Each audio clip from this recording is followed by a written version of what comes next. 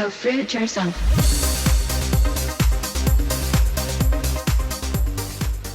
Now, last evening we told you about how changes to medical marijuana rules may cause a shortage of legal pot. Well, tonight we're going to look at how changes made by the federal government could cause financial hardship for patients. Natalie Clancy now with one cancer patient who has a difficult decision to make. This is the medicine that I was taking for my cancer. I now take this. Joanne Crowther was diagnosed with large B vascular lymphoma 3 years ago. When chemo and hospital treatment failed, she was referred to palliative care in renal failure. When they sent me home to die, my liver was less than 30%, which they say once it hits 30% will never heal. My liver is now at 100%. 6 weeks after she started taking concentrated marijuana oil capsules, her oncologist called her sudden remission miraculous. I'm fighting for my life. I want to live, and the government wants to kill me. The problem is, to make her 2 capsules a day requires 15 grams of marijuana. Her monthly cost will be more than $3,000 if she follows the new rules and orders from a licensed producer. I'm going to become a criminal. I'm going to grow my own pot. I'm going to make my oil. If they want to charge me, they basically are going to write my death sentence. Because if they throw me in jail, I will not be able to get the oil. My cancer will come back, and I will die. Many patients who grow their own and compassion clubs and dispensaries like this one are hoping police will have better things to do than to shut down the 20,000 medical grow-ops that will be illegal come April. Nobody wants to go to jail, but we're doing this work because it's important, and if we don't do it, no one else will, so we're going to stick around and do this as long as we can. He's confident police will be tolerant so they can continue to offer patients more options than the dried herb allowed under the new law, such as capsules, concentrates, tinctures, even frozen raw cannabis popsicles for kids with cancer. We work with private labs that do this type of work, but to expect someone who's a patient to do this on their stove at home is ridiculous, talking about a medicine that could in fact save their life. Ridiculous, but necessary, says Crowther, who has just started to grow the strain she says saved her life. Natalie Clancy, CBC News, Burnaby. So I found this interesting article on a grandfather who cured his cancer from homemade cannabis oil, and I found that fascinating. And apparently over 25,000 people found it fascinating as well. And it just makes you think, why isn't this information out for the public to, access easily? Why isn't it like, oh my gosh, we found this amazing cure? The reason is sadly because Big Pharma has a lot of money invested in chemotherapy and conventional treatments. The sad truth of the situation is that in America, for instance, the pharmaceutical industry is worth $280 billion per year. And that means they're going to do whatever the heck they can to keep the truth from you, to keep these natural therapies from you, because it's worth so much money to them. So you've got to be savvy and take your health responsibility into your own hands and become like a bit of a renegade and research these natural therapies yourself.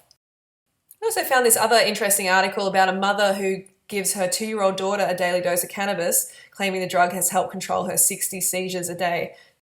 I'm really interested to find out what the mother and what the daughter are actually consuming, because when it comes to seizures, diet can have like a profound effect. I've seen a lot of success on a raw vegan lifestyle when it comes to seizures. And I'm guessing that the child is not on a raw vegan or a vegan lifestyle. If you've experienced a reduction in seizures on this lifestyle, then definitely please leave it in the comments below. Seth Research Laboratories in California have recently demonstrated that in some tumors, cancer cells are killed by marijuana, while the other healthy cells are left untouched. Cells that stop moving and become still white dots are dead cancer cells. The ability of cannabinoids to kill bad cells while protecting healthy ones is particularly important when we're talking about brain cancer because of the so-called blood-brain barrier. The brain has to be sheltered from outside influences that might hitch a ride on the bloodstream and cause havoc. What is exciting and unique about cannabinoids is that they can pass through the blood-brain barrier because of their slippery, fat-loving nature. Cannabinoids get right into the brain's cancer cells by moving easily through the cell's membranes, which are also composed of lipids. Sorry, what do we have here, Princess? We have creamy mushroom soup. I did share this recipe, but it's got a twist. Oh, that was Okay, amazing. I have adjusted it. Yep. Because that's what I do. And veggie lentil. Veggie lentil. And we've got sauteed mushrooms here. Swiss brown. Very nice. We've got green beans. It all looks They've amazing. been blanched, so they're just crispy. Beautiful. And Some lettuce. rice in here. Rice. Yep. And by the way, that's a bread maker. I'm just making some bread. Yes. That's, you know, if you're going to have bread, that's the best way to have it, is definitely make it yourself, because you can control what's actually going You know in there. what's in it. Because there's a lot of animal products, you know, hidden in breads. Chook feathers and all kinds of weirdness. Chook feathers and salt as well. Heaps and heaps of salt, which you don't want.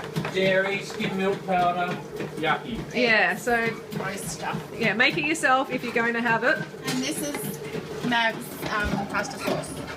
Very nice. That's beautiful. Yeah. It all looks amazing as usual. All a bit of everything. Yeah. And I've got Kingsy, these- like, I know you want to be part of the conversation, but I've got these seriously. today. Oh, I thought they were really cool. for presentation purposes, yeah, that'd and be in really nice. nice plate. Yeah. I could reflect the green and colours really nicely. Yeah, I think they're nice. Very nice. Ooh.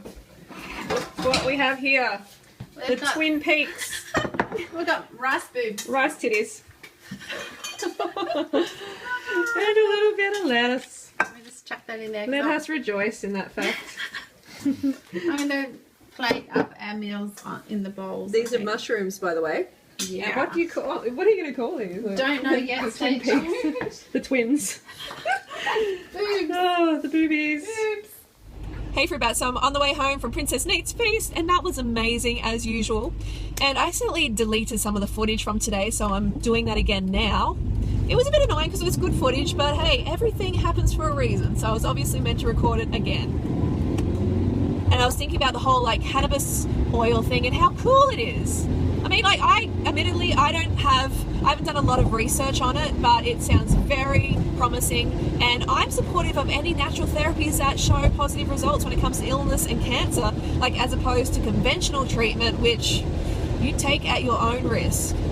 You know, like the pharmaceutical industry is literally making a killing from people's ignorance. Literally making a killing. So please look into natural therapies. And you have to remember that diet and lifestyle at the end of the day is the most important. So do not neglect your diet and your lifestyle, or else you will be manifesting cancer in your body. And I can see that maybe being a little bit of an issue with the whole, you know, cannabis oil thing, because the cannabis oil is addressing a symptom. It's not addressing the actual cause. You know, it's addressing the cancer cells, you know, but it's not addressing the cause. And you really need to go to the cause of why the cancer was manifested in your body, which is diet and lifestyle.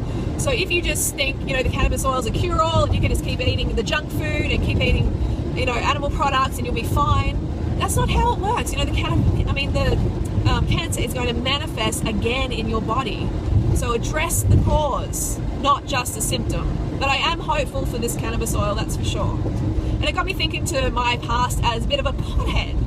I was a bit of a pothead, and that may shock some of you, but hey, we've all got our past, and hopefully my experience can help others. And as you know, I was a bit of a drug taker. Like, I moved from the country to the city when I was like 16 years old, and I got involved with a guy who was a drug dealer, and he could get access to everything. You know, we had all sorts of pot, like natural, hydro, and we had like hash cookies and all of that business.